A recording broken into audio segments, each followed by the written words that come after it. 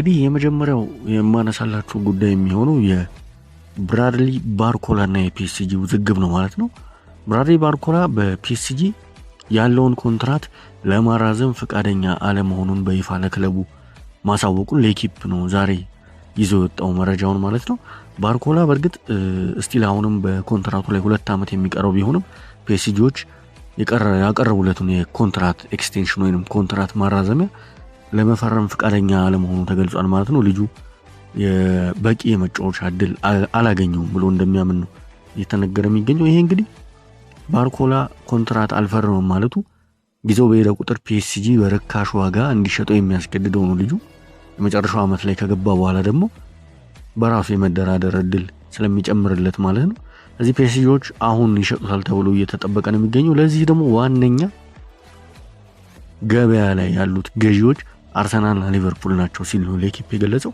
እንግዲህ ሊቨርፑሎች የግብፃዊውን መሐመድ ሳላ ተተኪ ፍለጋ ገበያ ላይ መሆናቸው ይታወቃል። መሐመድ ሳላ ቤሺክታሽ እንደተቀላቀለ በቅርቡ የምናውቀው መረጃ ነው ማለት ነው። ስለዚህ የመሐመድ ሳላ ተተኪ ለማድረግ እጅግ በጣም ተጫዋቹ እንደሚፈልጉት ነው የተነገረ የሚገኘው።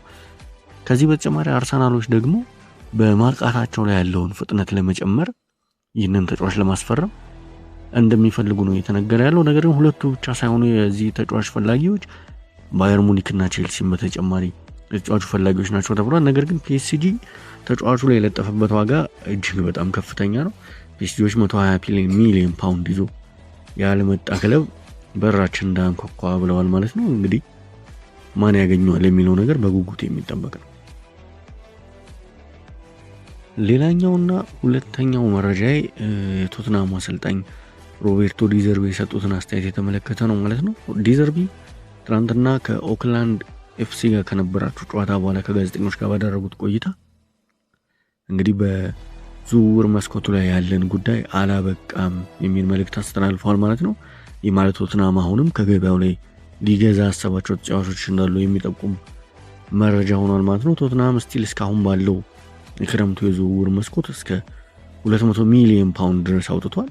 ሳንድሮ ቶናሊ ከኒውካስል፣ ቫን ሄከን ከብራይተን እና ማቲያስ ፈርናንዴዝን ማስፈረሙ የሚታወቅ ነው። ነገር ግን አሁንም ቶትናሞች በስብስባቸው ላይ መጨመር የሚፈልጓቸው ተጫዋቾች እንዳሉ የሚጠቁም መረጃ እንግዲህ ሮቤርቶ ዲዘርቢ ከጋዜጠኞች ጋር ባደረጉት ቆይታ ሰጥተዋል ማለት ነው። እንግዲህ ማንን ነው ቶትናም የሚያስፈርመው የሚለው በጉጉት የምንጠብቀው ይሆናል ማለት ነው። ሌላኛውና ሶስተኛው መረጃ ደግሞ ኢንተር ሚላን እና የቶትናሙን አርጀንቲናዊ አምበል ክሪስቲያኖ ሮሜሮን የተመለከተ ይሆናል ማለት ነው።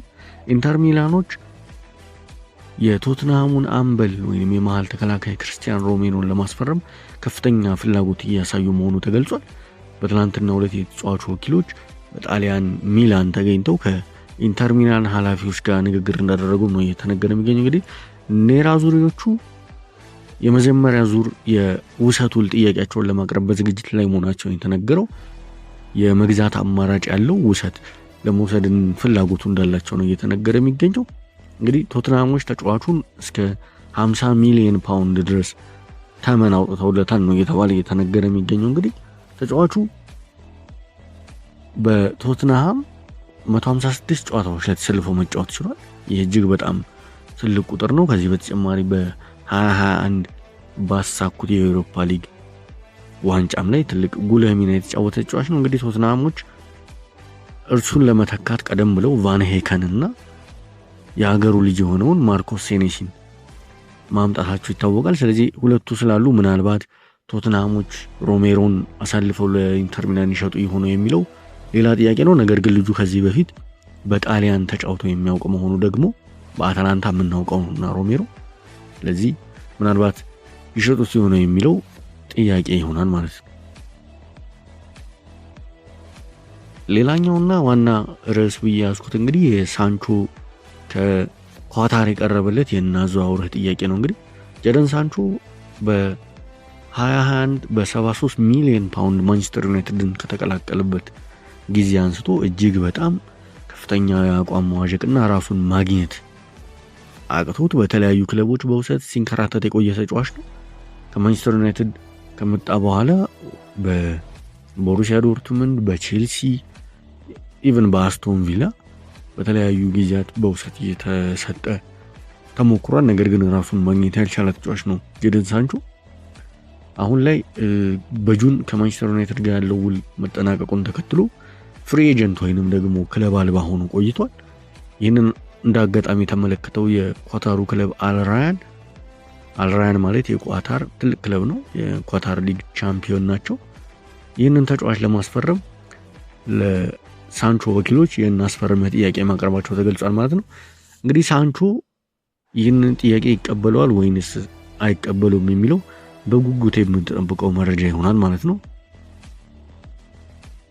ሌላኛው መረጃ እንግሊዛዊውን የ100 ሚሊዮን ፓውንድ ተጫዋች ጃክ ግሪሊሽን የተመለከተ ይሆናል ማለት ነው።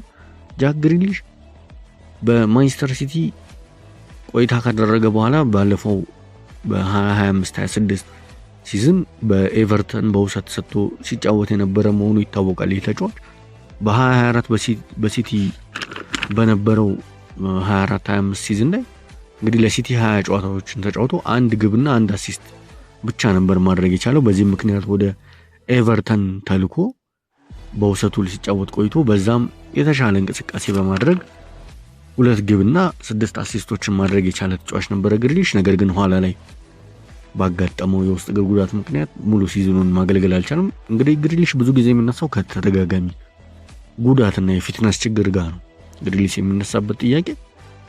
ነገር ግን ኤቨርተኖች ግሪሊሽን የቀረበላቸውን የማስፈረም አማራጭ በቋሚነት የማስፈረም አማራጭ ሳይቀበሉት ቀርቷል ማለት ነው። ማንቸስተር ሲቲዎች በ50 ሚሊዮን ፓውንድ ኤቨርተኖች እንዳስፈረሙት አማራጭ ሰጥተዋቸው ነበር። ነገር ግን ኤቨርተኖች አማራጩን ውድቅ በማድረጋቸው ምክንያት እንግዲህ ተጫዋቹ ተመልሶ ወደ ማንቸስተር ሲቲ መጥቷል ማለት ነው። ነገር ግን አሁንም ጉዳት ላይ ነው። ቢሆንም ግን የቀድሞ የፔፕ ጋርዲዮላ ረዳት ኤንዞ ማሬስካ ጃክ ግሪሊሽን በቅርበት ያውቁታልና በተጫዋቹ ላይ እምነት እንዳላቸውና ሁለተኛ ድል ሊሰጡት እንደሚችሉ ነው እየተዘገበ የሚገኘው። እንግዲህ ግሪሊሽ በሲቲ በአጠቃላይ 157 ጨዋታዎችን አድርጎ 17 ግቦችን ያስቆጠረው ይህ 100 ሚሊዮን ፓውንድ ከፍሎ ያመጡት የመስመር ተጫዋች እንግዲህ በኤንዞ ማሬስካ አዲስ እድል ይሰጠዋል ወይ የሚለውን የምንመለከተው ነው የሚሆነው። ሌላኛውና የመጨረሻው መረጃ የሚሆነው እንግዲህ ማንቸስተር ዩናይትድን የተመለከተ ነው። ማንቸስተር ዩናይትድ ሁለቱ ሁነኛ የማል ተከላካዮቹ በጉዳት ላይ ይገኛሉ፣ ማርቲኔዝ እና ዴሊት ማለት ነው። እንግዲህ ማርቲኔዝ በዓለም ዋንጫው እንደተጎዳ ነው። ነገር ግን ከፕሪሚየር ሊጉ ኦፕነር ወይም ከፕሪሚየር ሊጉ መክፈቻ ጨዋታ ዩናይትድ ከሃል ሲቲ ጋር በሚያደርገው ጨዋታ ላይ የመድረስ ዕድሉ ከፍተኛ እንደሆነ ነው የዩናይትድ ምንጮች እየገለጹ የሚገኙት ማለት ነው። ማርቲኔዝ ሊመለስ ይችላል እያሉ ነው። የ28 ዓመት አርጀንቲናዊ ለመክፈቻው ጨዋታ እንደሚደርስ ነው የተገለጸ የሚገኝ። ነገር ግን ማቲያስ ዴሊትን በተመለከተ ያለው ጉዳይ ለማንቸስተር ዩናይትዶች እጅግ መልካም የሚባል ዜና አይደለም ማለት ነው። ዴሊት ከኖቬምበር ጀምሮ ዩናይትድን በሜዳ ላይ ብቃት እያገለገለ አይገኝም ማለት ነው። አሁንም እስከ መጪው ሲዝን አጋማሽ ድረስ ወደ ሜዳ ሊመለስ አይችልም የሚል መረጃ ነው እየተነገረ የሚገኘው። ስለዚህ ዩናይትዶች ወደ ገበያ ወጥተው ምናልባት ሌሎች የተከላካይ አማራጮችን ሊመለከቱበት የሚችሉበት ሁኔታ ይፈጠራል ተብሎ ይጠበቃል። እንግዲህ ምን ያደርጋሉ የሚለውን የምንመለከተው ነው። በአጠቃላይ ያስኳቸው መረጃዎች እነዚህን ይመስላሉ። ለምትከታተሉኝ እጅግ በጣም አመሰግናለሁ። ላይክ እና ሰብስክራይብ በማድረግ ድጋፋችሁን ማሳየት ትችላላችሁ።